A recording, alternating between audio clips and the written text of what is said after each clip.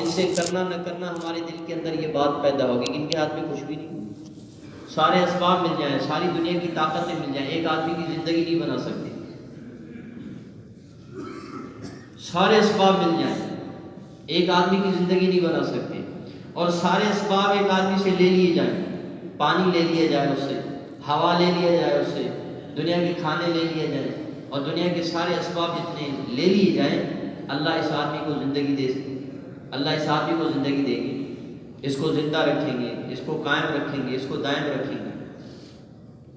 حدیث میں آتا ہے زمین تانبے کی بن جائے، زمین تانبے کی بن جائے، آسمان سے ایک قطرہ بھی نیچے نہ گرے، سارے زیرو چیزوں کو اللہ پالیں گے، ایک قطرہ بارش کا آسمان سے نہ گرے اور زمین تانبے کی ہو جائے، اور جتنی زیرو چیزیں ہیں، سانس رکھنے والی جتنی چیزیں ہیں، اللہ ان سب کو پالیں گے۔ اللہ پالنے میں زمین کے محتاج ہے۔ بھئی ہمارا ایمان ہے، ہمارا یقین ہے، ہمارا ایمان ہے، ہمارا یقین ہے۔ حضرت عیسیٰ علیہ السلام تشریف لائیں گے، حضرت عیسیٰ علیہ السلام تشریف لائیں گے جب لوگ استقرار والی کیفیت میں ہوں گے، کوئی کسی کا نہیں ہوگا، بس چاروں طرف مسائل ہی مسائل، چاروں طرف پریشانی ہی پریشانیاں، بھائی بھائی کا نہیں، ماں بیٹی کا نہیں، باپ بیٹے کا نہیں، دوست دوست کا نہیں، مسائل ہی مسائل، پریشانی ہی پریشانی۔ جب انسان جب اس استقرار والی کیفیت کے اندر ہوں گے، عیسیٰ علیہ السلام کو اللہ اتاریں گے۔ لیکن 2000 برس ہو گئے، 2000 سال عیسیٰ علیہ السلام کو اللہ بغیر زمینی نظام کے وہاں زندہ رکھے ہوئے ہیں، آکسیجن بھی دے رہے ہیں، کپڑے بھی دے رہے ہیں، کھلا بھی رہے ہیں، پلا بھی رہے ہیں، ساری چیزیں، اور اتریں گے ان کی جس عمر میں اوپر اللہ نے اٹھایا تھا اسی عمر پہ نیچے اتاریں گے۔ اگر 33 سال عمر ہے تو 33 سال کی عمر میں نیچے اتریں گے، 40 سال عمر ہے تو 40 سال کی عمر میں نیچے اتریں گے، عمر بھی نہیں بڑھی، 2000 سال۔ آپ کی پیدائش میں حضرت عیسیٰ علیہ السلام کے بیچ میں 550 سال کا فرق ہے۔ یہ جو عیسوی ہم بیان کرتے ہیں 2020 چل رہا ہے، ہجری بیان کرتے ہیں 1442 چل رہا ہے، آپ صلی اللہ علیہ وسلم ہجرت کر کے اس کو 1442 سال ہو گئے، 1442 سال ہو گئے۔ تو اللہ رب العزت پالنے میں کھلانے میں کسی کے پابند نہیں، کسی کے محتاج نہیں۔ اللہ لا الہ الا وہ اللہ جس کے علاوہ کوئی الہ نہیں، جس کے علاوہ کوئی معبود نہیں۔ لا تأخذہ سنۃ ولا نوم، نہ اس کو نیند آتی ہے نہ اس کو اونگ آتی ہے، نیند بھی اس کو نہیں آتی، اونگ بھی اس کو نہیں آتی۔ نیند سے پاک، اونگ سے پاک، تھکنے سے پاک،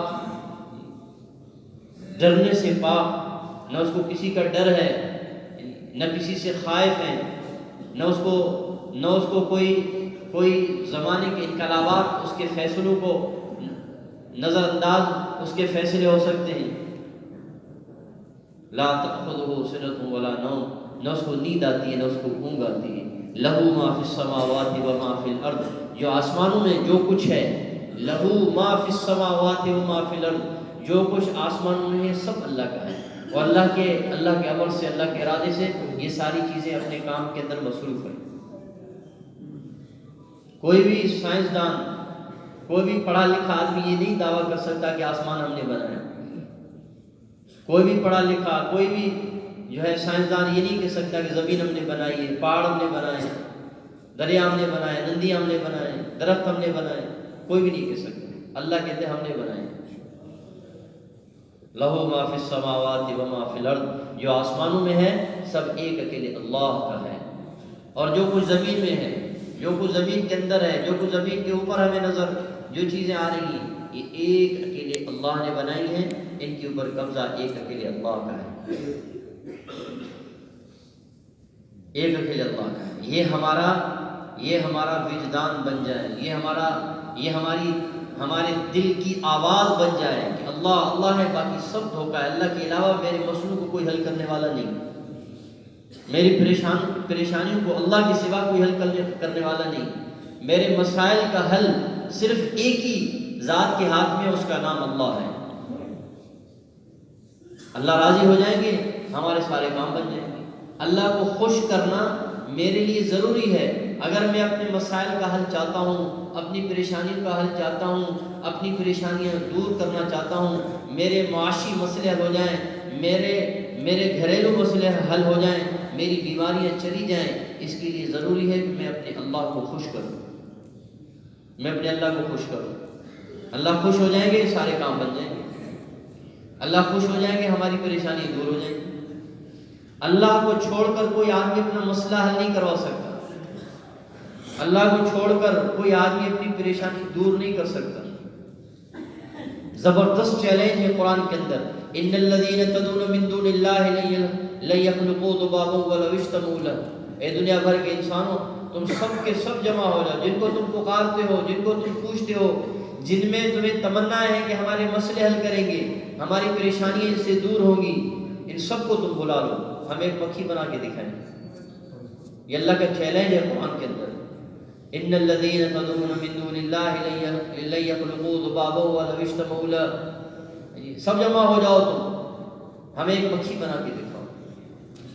اللہ فرماتے ہیں مکھی بنانا تو دور کی بات ہے، ان یسلبهم الذباب شیئا لا یستنقذوه منه ضعف الطالب والمطلوب۔ یہ مکھی آپ کے کھانے پینے کی چیز میں سے لے کر اڑ جائے، آپ اسے وہ بھی چھین نہیں سکتے، آپ تو اتنی کمزور ہیں۔ یہ اللہ کا چیلنج ہے قرآن کے اندر، کر کے دکھاؤ۔ سارے دنیا کے انسان مل جائیں، گندم کا ایک دانہ نہیں بنا سکتے، سارے دنیا کے انسان ایک گندم کا دانہ، مصنوعی دانے تو بنا لیں گے، لیکن قدرتی دانے جس کو ہم کھاتے ہیں، استعمال کرتے ہیں، ایک دانہ بنا کے دکھاؤ۔ اتنا بڑا نظام چل رہا ہے، وہ اللہ ہمیں نظر ہی نہیں آتی۔ جس نے 2-4 پھول لگا لیے وہ اس کی طاقت نظر آتی ہے، جس کے ہاتھ میں لاٹھی ہے اس کی لاٹھی میں نظر آتی ہے، جو کوئی قد میں بڑا ہے اس کا قد نظر آتا ہے، جو زور سے گرج کے بولے اس کی ہمیں یہ گرجنا اور بولنا نظر آتا ہے۔ جس نے سب کچھ پیدا کیا وہ نظر ہی نہیں آ رہا، جس کے ہاتھ میں سب کچھ ہے، جس نے سارے انسانوں کو پیدا کیا، سارے جنات کو پیدا کیا، سارے فرشتوں کو پیدا کیا، سارے آسمانوں کو، ساری زمین کو پیدا کیا، سارے پہاڑوں کو پیدا کیا، وہ اللہ ہمیں نظر نہیں آتا۔ اس اللہ کو پانا، اس اللہ کو حاصل کرنا، یہ ہماری زندگی کا مقصد ہے، ہماری منزل ہے۔ اللہ مل گئے، ہمارے سارے مسئلے حل ہو جائیں۔ اس پہ رسول اکرم صلی اللہ علیہ وسلم نے صحابہ کو کھڑا فرمایا، اس لیے کوئی حکم نہیں آیا پہلے۔ 12 سال رسول اکرم صلی اللہ علیہ وسلم بنفس نفیس اللہ کا تعارف کروا رہے ہیں، اللہ کو بڑا بیان کر کے پیش کر رہے ہیں لوگوں کے سامنے۔ اللہ بڑے ہیں، تمہارے سارے مسئلے ایک اکیلے اللہ کے ہاتھ میں ہیں، تمہاری ساری پریشانیاں ایک اکیلے اللہ دور کریں گے، تمہیں صحتیں اللہ عطا فرمائیں گے، تمہارے مسائل اللہ حل فرمائیں گے۔ ملکی نظام، قومی نظام، علاقائی نظام، سماجی نظام، گھریلو نظام، یہ سب ٹھیک ہوں، اس کے لیے اللہ کو خوش کرنا یہ ہماری زندگی کا مقصد ہے۔ اللہ خوش ہو جائیں گے، اللہ پاک راضی ہو جائیں گے، ہماری پریشانیاں دور ہوں گی۔ وَإِذَا قَضَىٰ أَمْرًا فَإِنَّمَا يَقُولُ لَهُ كُن فَيَكُونُ۔ اللہ فرماتے ہیں ہم کسی کام کے کرنے کا ارادہ کر لیں، ہم کسی کام کے کرنے کا ارادہ کریں، ہمیں کون روکے گا؟ کسی کو موت دے دیں، سارے دنیا کے ڈاکٹر، سارے دنیا کے حکیم، سارے دنیا کا ہوموپیتھک، ایلوپیتھک، ساری دنیا کی دوائیاں جمع کر لو، اس کو زندگی نہیں دے سکتے، اس کو زندگی نہیں دے سکتے۔ اور جس کے لیے ہم زندگی دینے کا فیصلہ کریں اس کو کوئی مار نہیں سکتا۔ سارے اسباب مارنے کے، زندگی کے، ہلاکت کے سارے اسباب ایک آدمی کے لیے پیدا کر دیے جائیں، اللہ کا فیصلہ نہیں، اللہ کا ارادہ نہیں، یہ سارے مارنے والے اسباب اس آدمی کو مار نہیں سکتے۔ یہ ہمارا ایمان بن جائے، یہ ہمارا یقین بن جائے۔ اسی کی محنت ہو رہی ہے دعوت، اسی کی محنت ہو رہی ہے تبلیغ کے اندر۔ یہ جو دعوت والی محنت ہے اس کی بنیاد یہی ہے، اس کی بنیاد یہی ہے، اللہ کو پہچانو، اللہ کو پہچانو، مسئلے حل ہو جائیں گے، اللہ کو پہچانو، پریشانیاں دور ہو جائیں گی۔ جب سارے لوگ اللہ کو پہچانیں گے مسجدیں بھر جائیں گی، جب سارے لوگ اللہ کو پہچانیں گے عبادت کی ساری لائنیں مضبوط ہو جائیں گی۔ مسلمان تو اللہ پہ جان دینے کے لیے آیا ہے. اس کو مسلم کہتے ہیں. مسلم کہتے ہی اس کو کہ اللہ پہ جان دے دیں. جان دینے کا جذبہ ہو. جان دینے کے جذبے سے کیا مراد؟ کہ اللہ کے حکم کی نافرمانی نہیں کرنا، یہ اللہ پہ جان دینا. رسول اللہ صلی اللہ علیہ وسلم کی سنت کے خلاف زندگی نہیں گزارنی، یہ اللہ پہ جان دینا. چاہے معاشرہ کچھ بھی کہے، سماج کچھ بھی کہے، فضائیں ہمیں کچھ بتلائیں، ہماری قوم ہمیں کچھ بھی کہے، ہمارے خاندان والے ہمیں کچھ بھی کہیں، لیکن ہم نے اللہ کی نافرمانی نہیں کرنی. ہم نے پیارے نبی صلی اللہ علیہ وسلم کی پاکیزہ زندگی کو نہیں چھوڑنی. واللہ اتنے بڑے ہمارے طاقتور ہیں، اتنے بڑے ہمارے اچھے اللہ ہیں، بہت ہم سے زیادہ محبت کرتے ہیں، بہت طاقتور والے اللہ ہیں. ہر وقت ہر چیز اس کے پاس موجود ہے. جب چاہیں آپ کو مل جائے، جب چاہیں آپ لے لیں. آپ کو کہیں لمبا چوڑا نظام بنانے کی ضرورت نہیں ہے. 2 رکعت نماز پڑھو، اللہ سے مانگو، اللہ مسئلے کو حل کریں گے. اللہ کریں گے، اللہ کریں گے. رسول اللہ صلی اللہ علیہ وسلم کے اعمال پہ کریں گے، اسبابوں سے نہیں کریں گے. اسبابوں کے اندر جب حضور کی سنت کو داخل کریں گے، دکان سے نہیں ہوگا. دکان سے جب اللہ کریں گے جب ہم دکان کے اندر حضور کی پاکیزہ زندگی کو زندہ کریں گے. زراعت سے نہیں ہوگا. جب زراعت سے نفع لینا چاہتے ہیں، اس زراعت کے اندر ہم نے حضور صلی اللہ علیہ وسلم کی پاکیزہ زندگی کو زندہ کرنا. اب زراعت سے اللہ کر کے دکھائیں گے، آپ زمینوں سے کر کے دکھائیں گے، دکانوں سے کر کے دکھائیں گے، اسلحے سے کر کے دکھائیں گے، دوائیوں سے کر کے دکھائیں گے، حکیموں اور ڈاکٹروں سے کر کے دکھائیں گے. کیونکہ اس کے اندر ہم نے اللہ کے حکم کو زندہ کیا، اس کے اندر ہم نے رسول اللہ صلی اللہ علیہ وسلم کے پاکیزہ عمل کو زندہ کیا. اللہ کو چھوڑ کر خالی اسباب کے پیچھے دوڑنا ہلاکت ہے، ہلاکت.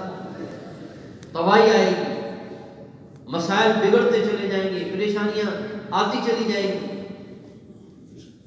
تو اللہ کو ہم نے ساتھ لینا ہے، اللہ کو ساتھ لینا ہے. اللہ ہمارے ساتھ ہو جائے. اللہ نے قرآن میں فرمایا اگر تم میرے نبی کی مدد نہیں کرو گے تو دیکھو ہم نے اپنے نبی کی مدد کیسے کی. الا تنصروہ فقد نصرہ اللہ. دیکھو ہم نے اپنے نبی کی مدد کیسے کی. سب نے چھوڑ دیا، مکے والوں نے چھوڑ دیا اور سب اس کے جانی دشمن ہو گئے، اور یہاں تک کہ قتل کے منصوبے بنائے، ننگی تلواریں لے کر حضور صلی اللہ علیہ وسلم کے دروازے پہ تلواریں لہرانے لگے. دیکھو اب ہم نعوذ باللہ ثم نعوذ باللہ حضور صلی اللہ علیہ وسلم یہاں سے نکلیں گے، قتل کریں گے 100 ننگی تلواروں کے بیچ میں. الا تنصروہ فقد نصرہ اللہ. دیکھو ہم نے اپنے نبی کی مدد کیسے کی. اگر تم ہمارے نبی کا ساتھ نہیں دیں گے تو ہم اپنے نبی کی مدد خود کریں گے. اگر تم دین پہ نہیں چلو گے تو ہم اوروں کو لے آئیں گے جو دین پہ چلیں گے. جیسے ہم نے اپنے نبی کی مدد کی، 100 ننگی تلواروں کے بیچ میں سے نکالا اور غار کے اندر پہنچایا اور 3 دن وہاں ہم نے رکھا، اور پھر کیسے نظام چلایا. ایسی لشکر سے ہم نے اس کی مدد کی جو کسی کو نظر نہ آئے، اور تسکین ڈال دی اس کے ساتھی پہ. سیدنا ابوبکر صدیق ہر وقت یہ خائف تھے کہ رسول کریم علیہ افضل الصلاۃ والتسلیمات خائف تھے، اس سے ڈر رہے تھے کہ کہیں کسی کو پتہ نہ چلے، حضور کو کچھ ہو نہ جائے. چاروں طرف دیکھ رہے ہیں، کبھی یوں دیکھ رہے ہیں، کبھی اس طرف دیکھ رہے ہیں. اللہ نے سیدنا ابوبکر صدیق کے اوپر تسکین ڈال دی. آپ گھبرائیں نہیں. حضور صلی اللہ علیہ وسلم کو جب سیدنا ابوبکر صدیق نے یہ بات کی، اللہ کے رسول اگر یہ تھوڑا سا نیچے دیکھ لیں تو ہمیں تو دیکھ لیں گے، اگر یہ اپنے پاؤں پہ ہی نظر کر لیں تو ہمیں دیکھ لیں گے. تو آپ صلی اللہ علیہ وسلم نے کیا وہ الفاظ بیان کی جو قرآن کے اندر ہے. اے ابوبکر آپ کا ان دونوں کے متعلق کیا خیال ہے جس کا تیسرا اللہ ہے؟ ان دونوں کے بارے میں آپ کا کیا گمان ہے جن کا تیسرا اللہ ہے؟ آپ گھبرائیں نہیں. لا تحزن ان اللہ معنا. آپ گھبرائیں نہیں، اللہ ہمارے ساتھ ہے. تسلی دے رہے اذ یقول لصاحبہ لا تحزن ان اللہ معنا. اے نبی جی آپ حضور صلی اللہ علیہ وسلم فرما رہے ہیں ابوبکر آپ پریشان نہ ہو. اذ یقول لصاحبہ اپنے ساتھی کو تسلی دے رہے ہیں. کیا تسلی دے رہے ہیں؟ لا تحزن آپ گھبرائیں نہیں آپ ان سے ڈرے نہیں، اللہ ہمارے ساتھ ہیں۔ آپ ان دونوں کے متعلق کیا کہتے ہیں جس کا تیسرا اللہ ہے؟ وہاں سے اللہ نے نکالا، ننگی تلواروں کے بیچ میں سے نکالا، غار کے اندر پہنچایا، مکڑی کو اللہ نے حکم دے دیا کہ ان کے اوپر اپنا گھر بنا لو، اور ایک کبوتری کو اللہ نے فرمایا کہ آپ اس کے اوپر انڈے دے دو، اور ان کے عقلوں کو معاف کر دیا۔ وہ جو کیافہ شناس جو لوگ تھے، کھوجی جن کو کہتے ہیں، پاؤں کے نشان لیتے ہوئے غار پہ پہنچے، اور وہ یہی کھڑے کھڑے وہیں یہ تذکرے کر رہے ہیں کہ یہاں تو نہیں گئے، آئے تو یہاں گئے کہاں؟ عقلوں کے اوپر قبضہ اللہ کا، آنکھوں کے اوپر قبضہ اللہ کا، ہاتھوں کے اوپر قبضہ اللہ کا، منصوبوں اور پروگراموں کے اوپر قبضہ اللہ کا۔ اللہ کے ہاتھ میں سب کچھ ہے۔ وہاں سے نکلے، اب چل پڑے مدینے کی طرف۔ اللہ نے فرمایا ہم نے کیسے اپنے حبیب کو سلامتی کے ساتھ مدینے پہنچا دیا۔ سراقہ ابن مالک حضور صلی اللہ علیہ وسلم کے پیچھے پڑے، 100 اونٹ انہوں نے رکھے تھے، 100 اونٹ، جو محمد صلی اللہ علیہ وسلم کو پکڑ کے لائے گا 100 اونٹ دے دے گی۔ اللہ نے فرمایا پکڑ کے تو ذرا دکھاؤ، میرے حبیب کو ذرا ہاتھ لگا کے تو دکھاؤ، قریب تو آ کے دکھاؤ، 100 اونٹ دیں گے تمہیں جو محمد صلی اللہ علیہ وسلم کو پکڑے گا۔ ایک ان کا پروگرام چل رہا ہے، ایک ان کا منصوبہ چل رہا ہے، ایک اوپر والے کا پروگرام چل رہا ہے، ایک اوپر والے کا فیصلہ ہے، ایک زمین والوں کا فیصلہ ہے۔ فیصلہ تو اللہ کا نافذ ہو کے رہے گا، آسمانوں کے اوپر زمین کے اوپر ایک اکیلے اللہ کا فیصلہ نافذ ہوگا۔ دنیا والے جو چاہیں گے وہ نہیں ہوگا، جو اللہ چاہیں گے وہی ہوگا۔ یہ یقین بن جائے ہمارا، یہ ہمارا پہلا سبق ہے، یہ ہمارا پہلا سبق ہے۔ اسی لیے کہتے ہیں جب بچہ پیدا ہو جائے فوراً اس کے کان پہ یہ اللہ اکبر کی صدا لگاؤ، اللہ اکبر، اللہ سب سے بڑے، اس کائنات کا اور کوئی بڑا نہیں ہے۔ سب سے پہلے کلمہ بچہ پیدا ہوتے ہی یہ سنے کہ اس کائنات کا ایک ہی بڑا ہے جس کا نام اللہ ہے، اور کوئی بڑا نہیں ہے۔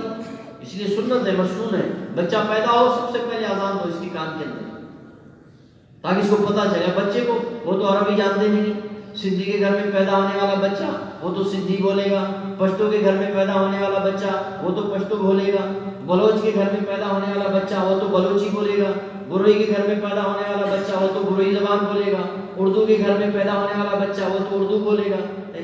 اس کی زبان عربی تو نہیں ہے، لیکن صدا کیا لگ رہی؟ اللہ اکبر، اللہ اکبر۔ اب بچے کو کیا پتا عربی کا، اس نے تو عربی پڑھی نہیں،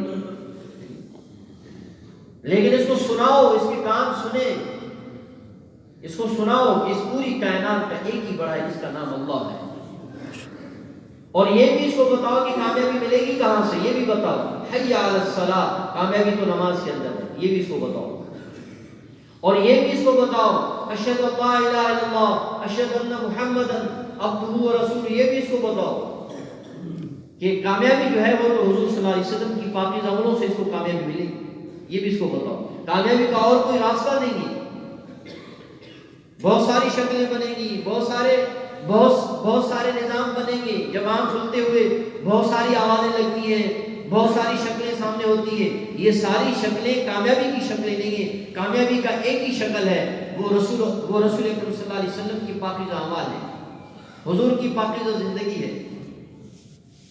اب سراقہ ابن مالک حضور صلی اللہ علیہ وسلم کے پیچھے دوڑ پڑے، 100 اونٹ جب قریب آئے، سیدنا ابوبکر صدیق حضور صلی اللہ علیہ وسلم سے عرض کرنے کہ یہ تو پہنچ ہی گئے، فرمایا اس کے ہاتھ میں تو کچھ بھی نہیں، یہ کیا کریں گے؟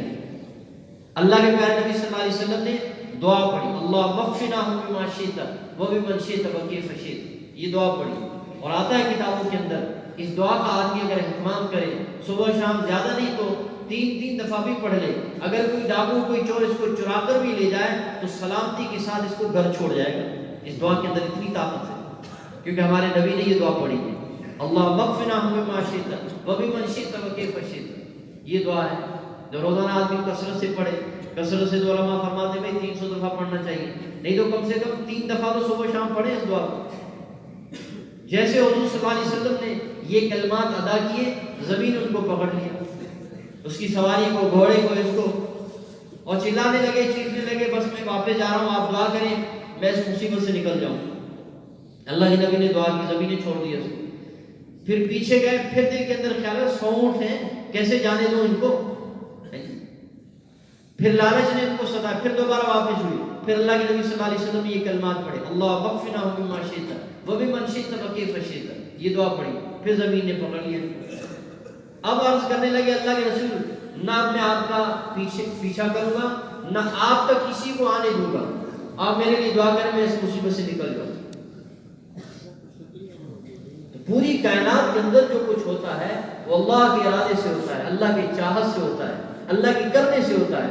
اللہ کریں گے ہوگا، اللہ کی چاہت سے ہوگا۔ جو میں اور آپ چاہیں گے، میں اور آپ کرنا چاہیں گے، وہ نہیں ہوگا، اللہ کریں گے۔ اللہ کرتے ہیں، رسول اللہ صلی اللہ علیہ وسلم کے اعمال پہ کرتے ہیں۔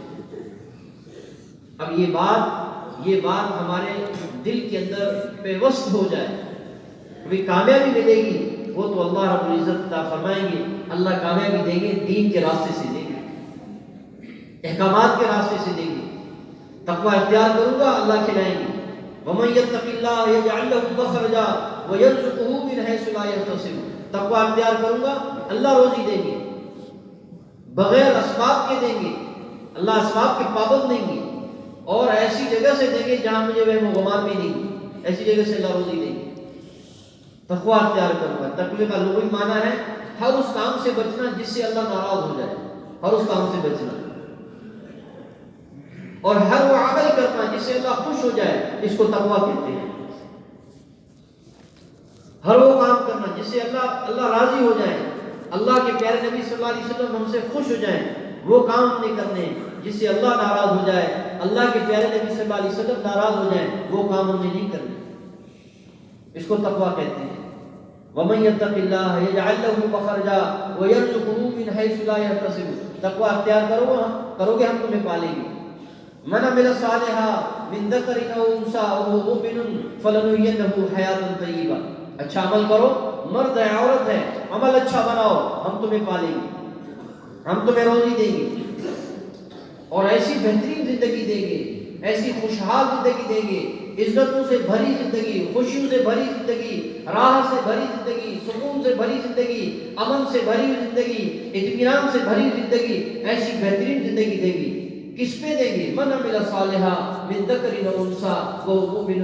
ایمان بناؤ، عمل بناؤ، تمہیں ایسی زندگی ملے گی۔ اور کفر کو توڑیں گے، باطل کو توڑیں گے، اور کوئی آنکھ ایمان والے کے سامنے آنکھ اٹھا کے بات کرے، یہ ہمیں گوارا نہیں ہوگا جب تم ایمان والے بنو گے، جب تم ایمان والے بنو گے۔ من عاد لی ولیا، حضور صلی اللہ علیہ وسلم کی حدیث ہے، من عاد لی ولیا فقد آذنتہ بالحرب۔ فرمایا جو اللہ کا دوست بن جاتا ہے، اللہ کا ولی بن جاتا ہے، اللہ کے حکموں کے مطابق اپنی زندگی گزارنا شروع کر دیتا ہے، اور حضور صلی اللہ علیہ وسلم کے پاکیزہ عملوں کو سامنے رکھ کر اپنی زندگی گزارتا ہے، یہ اللہ کا ولی بن گیا، اللہ کا دوست بن گیا۔ اب اللہ کے نبی صلی اللہ علیہ وسلم نے فرمایا اس کو کوئی چھیڑے گا، اللہ فرماتے ہیں فقط آذنتہ بالحرب، میرا اس کے ساتھ اعلان جنگ ہے، اب اس کو میں چھوڑوں گا نہیں، اس کو میں چھوڑوں گا نہیں، اس کو کوئی ہاتھ لگائے تو، اس کو کوئی چھیڑے تو صحیح، کوئی پریشانی اس کے قریب نہیں جائے گی۔ دنیا کے مسائل، دنیا کی پریشانیاں، حالات اس طرح کے، قومی حالات، ملکی حالات، علاقائی حالات، رشتہ داروں کے حالات، سماج کے حالات، یہ اس کے قریب ہی نہیں جائیں گے۔ سکون دیں گے، راحت دیں گے، اطمینان دیں گے، برکتیں دیں گے، خوشیاں دیں گے، عزت کی چوٹیوں پہ اس کو پہنچائیں گے، اور کائنات کی ساری چیزیں اللہ پاک اس کے لیے مسخر کر دیں گے، ساری چیزیں ان کے لیے مسخر کر دیں گے۔ ہوا اس کی بات مانے گی، زمین اس کی بات مانے گی، دریا اور سمندر اس کی بات کو مانیں گے، پہاڑ اس کی بات کو مانیں گے، فضائیں اس کی موافق، آسمانی نظام اس کے موافق، زمینی نظام اس کے موافق، جنگل کے جانور اس کے موافق، لوگوں کے دلوں کے اندر اس کی محبتیں ڈال دیں گے۔ 1400 صدیاں بیت گئی ہیں، 1400 برس، لیکن ادنا صحابی ایمان والا مسلمان ہے، ایمان والا ہے، کلمہ پڑھائے کہ لا الہ الا اللہ محمد الرسول اللہ، کلمہ پڑھا اس نے، مسلمان ہے، لیکن دیہات میں رہتا ہے، نہ اس نے تبلیغ میں چلا لگایا، نہ اس نے تبلیغ کے اندر سروزہ لگایا، ایمان والا ہے، عقیدہ اس کا ٹھیک ہے، اللہ کو ایک سمجھتا ہے، حضور صلی اللہ علیہ وسلم کی رسالت کا اقرار کرتا ہے، آگے کے حالات کے اوپر اس کا یقین ہے، لیکن ہے دیہاتی آدمی، کوئی زیادہ پڑھا لکھا بھی نہیں ہے، نہ قرآن جانے نہ زیادہ حدیث جانے، دیہات میں رہتا ہے، نمازیں بھی اس کی پوری نہیں ہے، لیکن ادنا صحابی کا نام بھی نہیں جانتا، لیکن یوں صرف کہا جائے کہ صحابی، اگر اس دیہاتی آدمی کے سامنے نعوذ باللہ ثم نعوذ باللہ کوئی صحابی کے شان میں گستاخی کرے تو وہ جان دینے کے لیے تیار ہو جائے. 1400 صدیاں گزر گئی ہیں، اللہ نے قیامت تک کے آنے والے نسلوں کے دلوں کے اندر ان کی محبت ڈال دی ہے، ان کی محبت ڈال دی ہے. یہ اللہ دکھا رہے، دیکھو جو ہم سے تعلق جوڑے گا، جو ہمیں اپنی زندگی کا مقصد بنائے گا، جو ہمارے نبی کے طریقوں کو اپنی زندگی کا مقصد بنائے گا، ایسی محبتیں ڈال دیں گے لوگوں کے دلوں کے اندر تمہارے لیے. آج اللہ معاف کرے، اللہ کو چھوڑ کر صرف ہم نے صرف اپنا ہی نقصان نہیں کیا ہے کہ پوری انسانیت کا نقصان کیا. نفرتیں دیکھو، مسائل دیکھو، لڑائیاں دیکھو، حالات دیکھو، یہ صرف وجہ یہ ہے کہ ہم اللہ سے دور ہو گئے. اور اللہ فرماتے ہیں جب لوگ اس طرح کے بنتے ہیں تو پھر ہمارے عذاب کے مستحق بنتے ہیں، اور پھر ہم ان کو عذاب کے ذریعے سے ختم کرتے ہیں. پھر ان کے لیے نہ آسمان روتا ہے نہ ان کے لیے زمین روتی ہے، نہ اس کے لیے آسمان روتا ہے نہ ان کے لیے زمین روتی ہے. بس کیونکہ یہ ہمارے باغی بنے، ہمارے نافرمان بنے، ہمارے احکامات کو توڑا، ہمارے نبی کی زندگی کی استہزاء کی، انہوں نے مذاق کیا، اور مذاق والے درجے میں ہمارے نبی صلی اللہ علیہ وسلم کی پاکیزہ زندگیوں کو اور پاکیزہ سنتوں کو مذاق بنا کر انہوں نے چھوڑ دیا. تو ایسوں کے لیے ہم اس نظام کو تنگ کر کے رکھیں. وَمَنْ أَعْرَضَ عَنْ ذِكْرِي فَإِنَّ لَهُ مَعِيشَةً ضَنكًا وَنَحْشُرُهُ يَوْمَ الْقِيَامَةِ أَعْمَىٰ. دنیا تو ان کی گئی، دنیا کے اندر مسائل، پریشانیاں، تکلیفیں، کبھی کس طرح کے حالات، دنیا تو ان کی گئی. وَنَحْشُرُهُ يَوْمَ الْقِيَامَةِ أَعْمَىٰ، اور قیامت والے دن ان کو اندھا اٹھائیں گے. دنیا بھی گئی، آخرت بھی چلی گئی. تو حالات تو اللہ بنائیں گے، اللہ حالات بنائیں گے، رسول اللہ صلی اللہ علیہ وسلم کے اعمال پہ بنائیں گے، حضور کے عملوں پہ حالات بنیں گے. یہ آواز لگ رہی ساری دنیا کے اندر اس مبارک جماعت کے ذریعے سے، اس مبارک محنت کے ذریعے سے. اے دنیا بھر کے انسانوں، تم اللہ کو راضی کرو، اللہ کو خوش کرو، رسول اکرم صلی اللہ علیہ وسلم کی پاکیزہ زندگی اپنا لو، تمہاری دنیا بھی بن جائے گی، تمہاری آخرت بھی اللہ بنا دے گی. بہت آسان ہے. الدین یسر، دین آسان ہے، مشکل نہیں ہے. فطرت ہے اسلام، جو ہم چاہ رہے ہیں وہ اسلام کے اندر، وہ دین کے اندر موجود ہے. جو ہماری چاہت ہے، جو ہم چاہتے ہیں کہ ایسے ہو جائے، وہ اسلام کے اندر موجود ہے. ہم چاہتے ہیں کہ سارے لوگ حیادار بن جائیں. یہ حیا کی تعلیم اسلام کے اندر ہے، دین کے اندر ہے. اب دین کی محنت ہے نہیں تو حیا زندہ کہاں سے ہو؟ حیا ہر ایک آدمی کی یہ فطرت ہے. ہر ایک آدمی چاہتا ہے کہ میری بیٹی، میری ماں، میری بہن، میری گھر کی عورتیں یہ محفوظ رہیں. ہر ایک آدمی کی چاہت ہے، اللہ بھی یہی چاہ رہے ہیں. لیکن یہ تعلیم اسلام کے اندر ہے، یہ تعلیم دین کے اندر ہے. ہم یہی چاہتے ہیں، سب یہی چاہ رہے ہیں. یہ انسان کی طبیعت ہے، فطرت کے اندر ہے کہ بھئی کوئی مجھ سے دھوکہ نہ کرے. یہ تعلیم اسلام کے اندر ہے، تم کسی سے دھوکہ نہ کرو.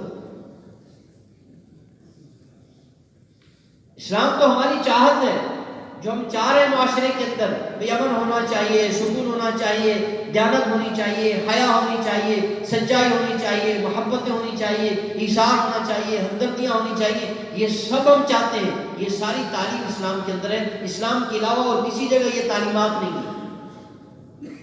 یہ تعلیم تو اسلام کے اندر ہے، یہ تعلیم تو دین کے اندر ہے. اب دین ہے ہی نہیں، اسلام ہے ہی نہیں. اس کی محنت ہو رہی ہے تبلیغ کے اندر. کبھی اللہ کو راضی کریں، اللہ کو خوش کریں، اللہ کے احکامات کے مطابق ہم زندگی گزاریں. اللہ کو خوش کرنا یہ ہماری زندگی کا مقصد ہے. اور اللہ ناراض ہو گئے، ہمارے سارے اسباب بگڑ جائیں گے، ہمارے سارے حالات بگڑ جائیں گے. اللہ دنیا کو بگاڑ کے رکھیں گے.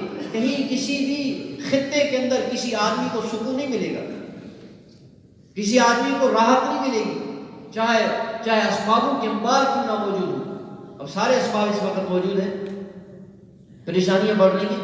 مسائل بڑھ رہے ہیں، لوگ بیچارے یہاں سے مایوس ہو کے باہر ملکوں میں چلے جاتے ہیں، بھئی چلو باہر ملکوں کے اندر جا کے کہیں سکون ملے گا، لیکن باہر جاتے ہیں ان کی اولادیں اٹھا اٹھا کے ان کو مارتی نہیں آپ نے کچھ نہیں کہنا، اگر کچھ کہو گے تو پولیس کو بلا لیتے ہیں، پولیس آ جاتی ہے، باپ کو جا کر بند کر لیتے، خبردار آپ نے ان کے کاموں کے اندر کوئی رکاوٹ ڈال دی، جو چاہیں کریں گے، کتا رکھیں، فلاں رکھیں، مرد رکھیں، شراب پئیں، آپ نے اس کو کچھ نہیں کہنا۔ اسباب موجود ہیں، اس وقت اسباب کی کمی نہیں ہے، پریشانیاں بڑی ہوئی، مسائل بڑھ گئے، حالات اس وقت ایسے سنگین ہو گئے کہ آدمی اس وقت، ہر ایک آدمی اس وقت خون کے آنسو بہہ رہا ہے، نظر تو نہیں آ رہا کہ یہ خون کے آنسو بہا رہا ہے، لیکن محسوس ایسے ہو رہا ہے کہ بیچارہ خون کے آنسو بہا رہا ہے، اندر کا نظام گرم ہے، ایسی بے چینیاں، ایسی بے قراریاں، چھوٹے سے بچے سے لے کے بڑے آدمی تک سب اس وقت پریشان ہیں، اور ہمارے پریشانی کا ایک ہی حل ہے، وہ رسول اللہ صلی اللہ علیہ وسلم کی مبارک محنت ہے۔ جو اس مبارک محنت کو کرے گا، جو اس مبارک کام کو کرے گا، اللہ سبحانہ و تعالی نے جیسے صحابہ کو وہ بلندیاں عطا فرمائی، صحابہ کو وہ شان و شوکت عطا فرمائی، ملکوں کے ملک اللہ نے ان کے حوالے کر دیے، ان نافرمانوں سے اپنی نعمتیں اللہ نے چھینی، ان کے ملک چھینے، ان کے خزانے چھینے، ان کی عورتیں، ان کے نوجوان اٹھا کے اللہ پاک نے مدینے کے اندر پہنچا دیے کہ اب تم میری نعمتوں کے حقدار نہیں ہو، میری نعمتوں کے حقدار یہ میرے ایمان والے ہیں، تم حقدار نہیں ہو، میری نعمتوں کو استعمال کرو۔ اللہ نے ان کے مال چھینے، ان کے ملک چھینے، ان کے خزانے چھینے، ان کے سامان اسباب چھینے، ان کے بستر چھینے، ان کی عورتیں اللہ نے ان سے چھینے، کیونکہ وہ اللہ کے نافرمان تھے، اللہ کے نافرمان تھے۔ تو نافرمان کی نہ یہ دنیا ہے نہ وہ دنیا ہے، یہ دنیا اور آخرت تو فرمان برداروں کی ہے۔ تو میرے محترم بھائی دوستو بزرگوں، اس مبارک محنت کو کرنا ہے، یہ مبارک محنت ہمارے مسائل کے لیے زبردست حل ہے، ہماری پریشانیوں کے لیے زبردست اس کے اندر حل رکھا ہوا ہے، ہمارے گھر کے اندر محبتیں آ جائیں، اس مبارک محنت کے کرنے سے اللہ ہمارے گھر کے اندر محبتوں کو لائیں گے، ہمارے گھر کے اندر صحتیں آ جائیں، بیماریاں ساری چلی جائیں، اللہ پاک نے اس محنت کو ذریعہ اور سبب بنایا ہے، ہمارے ملک کی حالات ٹھیک ہو جائیں، قومی حالات ٹھیک ہو جائیں، سماج ٹھیک ہو جائے اور گھریلو نظام ٹھیک ہو جائے، اللہ نے حضور والی مبارک محنت کو ذریعہ اور سبب بنایا ہے۔ ساری انسانیت اس وقت پریشانی سے نکل جائے، اس کے لیے ذریعہ اور سبب رسول اکرم صلی اللہ علیہ وسلم کی مبارک محنت ہے۔ مکے کے حالات کیسے تھے؟ اس مبارک محنت کے ذریعے سے اس ریگستان کے حالات اللہ نے بدل دیے، مکے کے حالات بدل دیے، مدینے کے حالات بدل دیے، عرب کے حالات بدل دیے، قوموں کے حالات بدلے، ملکوں کے حالات بدلے، اور کتنی صدیاں مسلمانوں نے اس زمین پہ ایسی راحت اور چین اور سکون اور عزت اور عافیت والی زندگی گزاری، اس کی کوئی نظیر آج پیش نہیں کر سکتا، لیکن آج بھی موجود ہے، گئی ہوئی بات نہیں ہے، آج بھی وہ محنت موجود ہے، اگر ہم سب اس محنت کو کر لیں اور اس محنت کو اپنی زندگی کا مقصد بنا لیں، اور یہ ہماری ذمہ داری ہے۔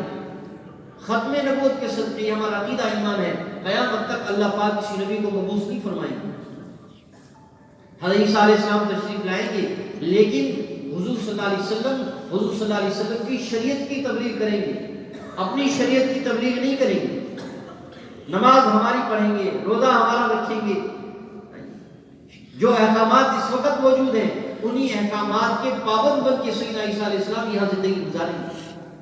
مختلف روایت ہیں، کوئی کہتا ہے 7 سال دنیا میں زندہ رہے گا، کوئی کہتے ہیں 40 سال دنیا کے اندر زندہ رہے گا، لیکن رہیں گے جتنا بھی حضور صلی اللہ علیہ وسلم کی شریعت کے پابند بن کے اپنی شریعت کو یہاں نافذ نہیں کریں گے۔ نبی کوئی نہیں آئے گا، اللہ کسی نبی کو مبعوث نہیں کریں گے، ہمارا عقیدہ ایمان ہے، ہمارے پیارے نبی صلی اللہ علیہ وسلم آخری نبی ہے۔ تو بھئی یقین ہمارا بن جائے، یہ ہمارا ایمان بن جائے کہ ہمارے مسائل کا حل، ہماری پریشانیوں کا حل اللہ نے اس مبارک کام کے ساتھ جوڑ دیا۔ جو آدمی نکلنا چاہتا ہے ان پریشانیوں سے، ان مسائل سے نکلنا چاہتا ہے، اس کو چاہیے کہ نبی والی محنت کو کرنا شروع کر دے، حضور والی مبارک محنت کو ہم کرنا شروع کر دیں، ہمارے مسائل حل ہو جائیں گے، ہماری پریشانیاں دور ہو جائیں گی، ہمارے کام سنورنے شروع ہو جائیں گی، اللہ قوموں کو ہدایت دیں گے، ملکوں کو ہدایت دیں گے، اللہ پاک باطل کو ہدایت دیں گے، جن جن کے مقدر میں ہدایت ہوگی اللہ ان کو ہدایت دیں گے، جن کے مقدر کے اندر ہدایت نہیں ہوگی اللہ سبحانہ و تعالیٰ ان کے اوپر اپنے پکڑ کا ہاتھ ڈالیں گے۔ کیونکہ اس وقت اللہ باطل کو اس وجہ سے نہیں پکڑتے کہ مسلمان پورے دین پہ چلے گی، باطل کو اللہ کیوں پکڑے؟ مسلمان جب پورے دین پہ چلے گا، مسلمان جب پورے دین پہ چلے گا اللہ باطل کے اوپر اپنے پکڑ کا ہاتھ ڈالیں گے۔ صحابہ 100% دین پہ چلنے والے تھے، اللہ نے باطل کو پکڑا،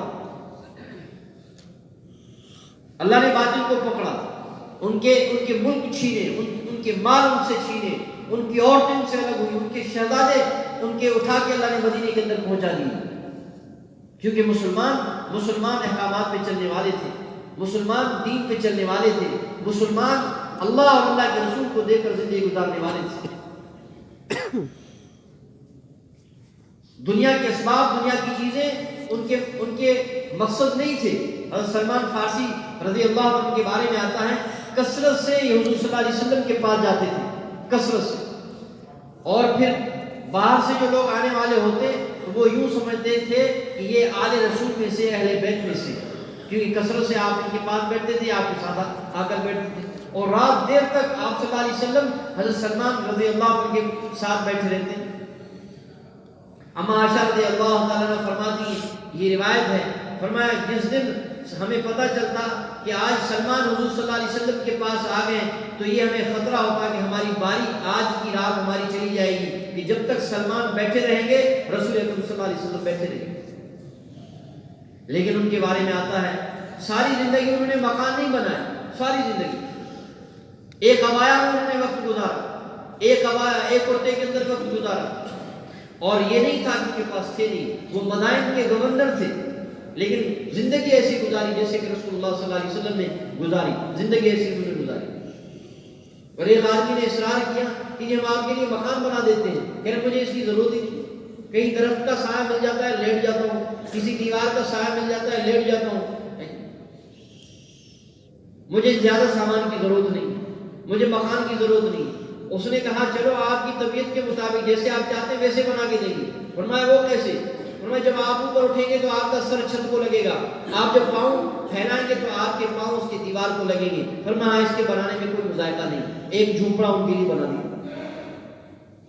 دنیا مقصد نہیں تھا، اس وقت ہماری زندگی کا مقصد دنیا بن گئی ہے، دنیا کے لیے جی رہے ہیں، دنیا کے لیے سوچ رہے ہیں، دنیا کے لیے ہمارے سفر ہیں، دنیا کے لیے گھنٹوں کے گھنٹے، دنوں کے دن، مہینوں کے مہینے، سالوں کے سال ہم نے لگا دیے یہ دنیا بن جائے، جو بن بھی جائے لیکن پھر بھی چھوڑ کے چلے جائے گی،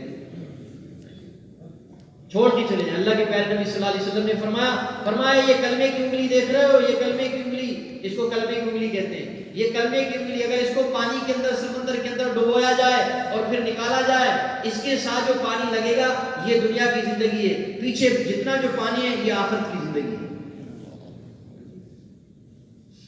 اور دنیا کا بہت بھی تھوڑا ہے، بہت بھی تھوڑا ہے۔ عبدالعزیز بن مروان، حضرت عمر بن عبدالعزیز رحمۃ اللہ علیہ کے والد عزیز عبدالعزیز بن مروان جب یہ مرنے لگے، انتقال کرنے لگے، اس نے کہا کفن لے کر آ جاؤ، کفن لے آئے، اور کفن کو یہ دیکھا، کہا کہ میری ساری دنیا میں سے بس میں یہی لے جاؤں گا، میری ساری دنیا میں سے، یہ سارے اسباب میں سے، فرمایا میرے ساتھ یہی جائے، اور پھر پیچھے منہ موڑ کے رونے لگے، کہا کہ اس دنیا کا بہت بھی تھوڑا ہے، اس دنیا کا بہت بھی تھوڑا ہے۔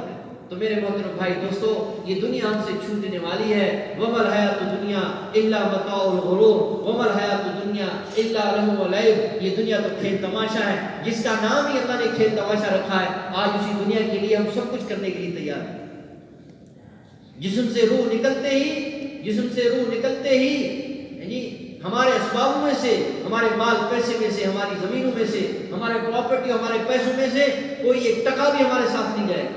جس دنیا کے لیے دھوکے پہ دھوکا، فراڈ پہ فراڈ، اور جناب پتہ نہیں کیا کیا کچھ کام اس وقت معاشرے کے اندر شروع ہو گئے، تو بھئی اس کے لیے ہم اس کی نیت کریں، بھئی حضور والی مبارک محنت کو کریں گے، حضور صلی اللہ علیہ وسلم والی مبارک محنت، یہ مبارک محنت ہمارے مسائل کا حل ہے، ہماری پریشانیاں ایسے دور ہوں گی، ہمارے مسائل اسے حل ہوں گے۔